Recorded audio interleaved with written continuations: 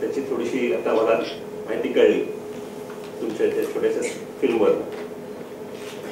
पण आम्हाला ऐकायला आवडेल की असं काहीतरी सुरू करायचं, पहिले तुमचं स्वतःचं बॅकग्राऊंड तुम्ही सांगा की तुम्ही कुठे शिकलात, काय तुमचं स्वतःचं पर्सनल बॅकग्राऊंड सांगा आणि ह्या क्षेत्रात तुम्ही कशा शिरला ते सांगा. The question I am actually wanting her to explain is her own background, and we saw a little bit of what she's doing here, and we'll see more of that, of course. But we wanted to find out about her own personal background, what got her into this business. तुम्ही हिंदीत बोललात तर त्यातल्यात चांगलं, but if there is something we can translate करू शकतो.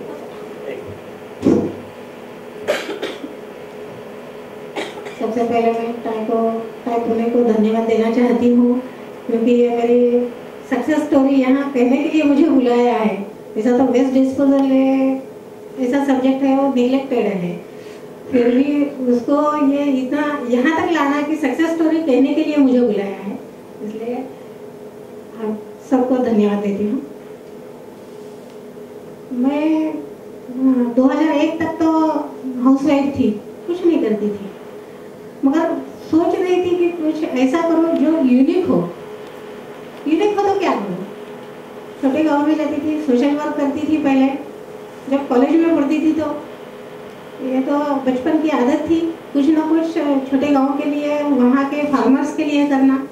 Madam आप कहाँ पढ़ती थी? मैं वैसे मराठवाड़ा से हूँ. नांदेड़ के नजदीक एक छोटा सा गांव है कंधार, आपको पता होगा, किसी को नहीं पता होगा, पुणे वालों को. बहुत छोटा गांव है, वहाँ पढ़ती थी. फिर बाद में औरंगाबाद आ गई कॉलेज पढ़ने के लिए. औरंगाबाद आने के बाद फिर ये एबीवीपी का और ये बाकी सोशल वर्क करती थी, तो छोटे गांव में जाती थी. तो शादी के बाद तो कुछ नहीं, टोटली हाउसवाइफ थी. फिर बाद में जब बच्चे बड़े हो गए तब मुझे ऐसा लगा कि भाई कुछ करना चाहिए, सोशल वर्क, कुछ सोशल वर्क करके समाज का जो ऋण है वो फेंकना चाहिए, निभाना चाहिए. सॉरी मेरा हिंदी भी इतना अच्छा नहीं है.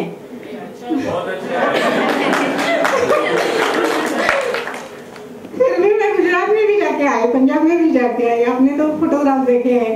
जहाँ भी जाते हैं मैं जाती हूँ, थोड़ा सा लैंग्वेज का प्रॉब्लम होता है तो आप जैसे लोग होते हैं तो मुझे संभाल लेते हैं, बाकी कुछ नहीं. तो बच्चे बड़े होने के बाद समय बहुत मुझे मिल रहा था, तो उसको कुछ यूटिलाइजेशन करना है, ऐसा मेरे ध्यान में आ गया. तो क्या करना चाहिए, तो कुछ ऐसा बिजनेस करो जो बाकी लोगों के काम आ जाएगा, क्योंकि मैं इतनी बड़ी कंपनी तो नहीं डेवलप कर सकती थी कि जहाँ काफी लोगों को काम दे दूं.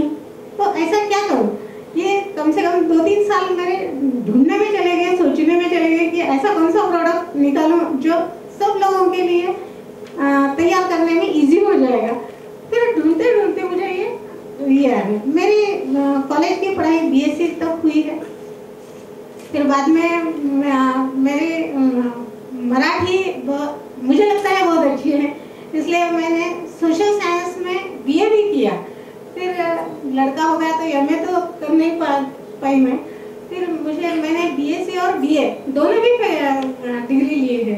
फिर बाद में ये एनवायरनमेंट का डिप्लोमा किया है, क्योंकि जब ये बिजनेस बढ़ गया तो कॉलेज में जब मैं पढ़ाने के लिए जाती थी तो उन लोगों को मुझे कुछ देने में बड़ी दिक्कत आती थी. वो बोलते थे कि आपका पोस्ट ग्रेजुएशन नहीं हुआ तो पैसे नहीं दे सकते हम.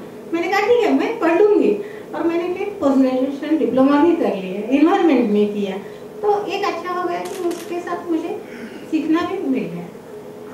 अच्छा, सो आप बच्चे बड़े हो गए और आपका वक्त यूटिलाइज करने के लिए आपने कुछ सोचा कि खुद करूं, मगर ये वेस्ट मैनेजमेंट का आइडिया कहाँ से आया और यही बिजनेस क्यों चालू किया?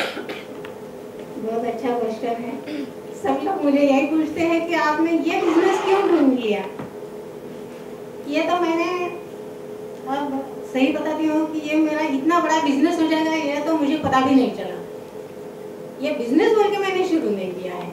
पहली बात ये मैंने ऐसा किया कि जब मैं छोटे गांव में जाती थी, वहाँ जो अनपढ़ महिलाएं हैं, जो जिनके पास क्वालिफिकेशन नहीं है और उनको पैसा कमाने के लिए चाहिए, ये जब मेरे ध्यान में आ गया तो मैंने सोचा कि भाई उनको ऐसा कुछ बिजनेस दे दूँ जो उनको तैयार करने में ज़्यादा क्वालिफिकेशन की ज़रूरत नहीं है, ध्यान दिक्कत नहीं आ जाएगी।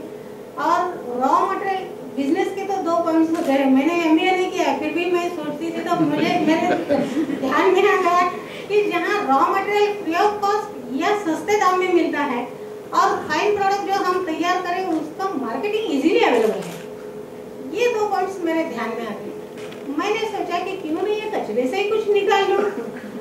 वेस्ट तो इजीली अवेलेबल है, कहाँ भी है, हर एक गाँव में है, हर एक सिटी में है, हर एक घर में है, हर एक सोसाइटी में है। और उसके ऊपर कुछ ऐसा प्रोसेसिंग करेंगे तो उसमें से जो खाद तैयार हो जाएगा वो हम गार्डन में यूज करेंगे। उसके लिए जो भी कुछ टेक्नोलॉजी है वो इजी होनी चाहिए, ये मैंने ढूंढ निकाला। तो फिर बाद में मेरे ऐसे ध्यान में आ गया कि ये तो बहुत इजी है काम, कचरा तो इजीली अवेलेबल है, उसके ऊपर प्रोसेसिंग करेंगे तो खाद अच्छा तैयार हो जाता है और उसमें दिन भर में से एक दिन में से 5 मिनट का काम है, बस फिनिश। रॉ मटेरियल फ्री है, फाइन प्रोडक्ट मार्केट में सेल आउट कर सकते हैं और पैसा कमा सकते हैं। बाकी का बिजनेस तो हमारा दिन भर का चलता ही रहता है। ऐसा जब मैंने सोचा, छोटे गांव के लिए मैंने प्रोजेक्ट दिया। जब मैं सोशल वर्क करती थी तो छोटे गांव में जाती थी, वहाँ फार्मर्स महिलाओं के ग्रुप में जब बैठती थी तो खाद कितने पैसे का लाती है ये मैं पूरा ध्यान देके सुनती थी, उनके साथ बातें करती थी। तो कम से कम 10,000 का तो खाद उनको परचेस करना ही चाहिए, ऐसी हालत थी उनकी। तो मैंने कहा कि भाई चलो आपको 2,000 का खाद अगर मिल जाता है तो उतना ही पैसा बच जाएगा, वो भी तैयार हो गई और वो मैंने टेक्नोलॉजी पूरी उनको दे दी और यहाँ से शुरू हो गया। फिर बाद में मेरे ध्यान में आ गया कि यार ये बिजनेस भी हो सकता है। फिर मैंने बहुत पढ़ाई की, मेरे पूरी फैमिली भी इसी में बाद में मैं बताऊंगी जरूर कि कैसा ये किया मैंने। तो यहाँ से शुरू किया मैंने बिजनेस नहीं किया, मैंने ऐसा किया कि उन लोगों को पैसा मिलना चाहिए, इसके लिए कुछ ना कुछ बिजनेस करना चाहिए और ये टेक्नोलॉजी मैंने फिर ढूंढ निकाली और फिर अच्छा सा बिजनेस शुरू हुआ। गुड। तो जब आप ये शुरू करने जा रही थी तब आपके पति, आपकी फैमिली, आपकी सास, ये सब आप ऐसे, ये तो आपके फैमिली में कभी था क्या कि किसी ने बिजनेस किया है या कोई बाहर जाके कुछ किसको मतलब बेचना चाहता है या किसी ने किया है पहले? तो जब आप करने जा रही थी तो आपको क्या मतलब एक्सपीरियंस आया? मेरे मिस्टर इंजीनियर है, मैकेनिकल इंजीनियर, और वो तो कंसल्टेंसी करते थे, मगर वो देखते थे कि भाई ये कुछ कर रही है तो उसको थोड़ी सी हेल्प करनी चाहिए, थोड़ी सी करनी चाहिए, ज़्यादा नहीं। तो ये करते करते इनके जब ध्यान में आ गया कि चलो ये कुछ अच्छा कर रही है। मेरे ससुर वाले भी बहुत अच्छे हैं, मेरी सास टीचर थी स्कूल में, तो इन लोगों को ये अच्छा लग रहा था कि ये कुछ फार्मर्स के लिए कर रही है, खुद के लिए नहीं कर रही है। इसका कोई कंपनी बड़ी नहीं हो रही है, कंपनी का तो नाम ही नहीं था मेरा, ये फार्मर्स के लिए, छोटे गांव के लिए। और ऐसा है हमारे मराठवाड़े में अभी भी ऐसा है कि अगर ये सोशल वर्क करती है और दूसरों के लिए करती है तो उसका सम्मान करते हैं। इसकी बड़ी कंपनी नहीं है तो कुछ नहीं है, मगर ये दूसरों के लिए काम करती है तो इसको सम्मान।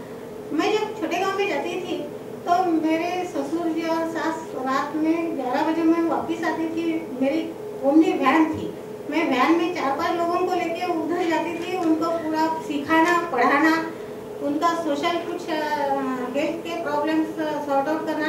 ये करने के बाद जब मैं आती थी तो वो दोनों मेरी राह देखते थे, मुझे बहुत अच्छा लगता था कि भाई ये मेरा सपोर्ट है और ये जब सपोर्ट करते हैं तो मैं कुछ भी कर सकती हूँ, ऐसा मुझे अच्छा लग रहा था। तो मैंने फिर आगे शुरू किया। बच्चे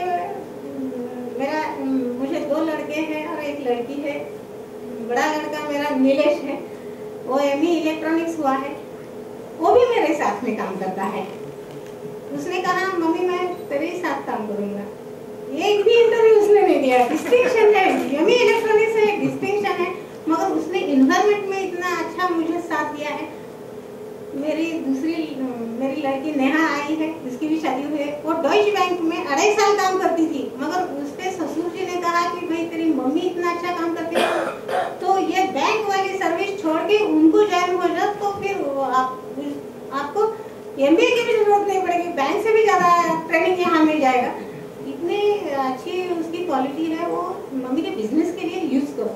मेरा छोटा लड़का वो भी इंजीनियर है, वो भी MBA फाइनेंस में गया है। वो सोचता था कि मम्मी की कितनी हालत बुरी है, बैंक वाले कोई खड़े नहीं करते हैं, तो क्यों फाइनेंस में MBA करो और उसको सपोर्ट करो। ऐसा ये मेरे पूरी फैमिली मेरी तरफ खींच ली, ये मेरा सक्सेस है, बाकी कुछ नहीं है। All entrepreneurs have a big challenge with creating a founding team and a management team. This seems like a unique way of addressing that problem. Seems to be God's gift. Very good. अच्छा, आपने मतलब बहुत आगे आप चली गई। उससे पहले जब आपने ये बिजनेस शुरू करने का डिसाइड किया कि अभी मैं बिजनेस जैसा बिजनेस करूंगी, तो आपने ये कैसे मतलब आपके बिजनेस को कैसे स्ट्रक्चर किया? आपके क्या प्रोडक्ट्स थे आपके? ये आपके प्रेजेंटेशन में है? अभी भी मैंने बताया ना, वर्मी कंपोस्ट, बायोगैस और इलेक्ट्रिसिटी, ये तीन मेरे। जरा आप इसके बारे में थोड़ा बताएंगे हमको कि क्या क्या आपके प्रोडक्ट्स है?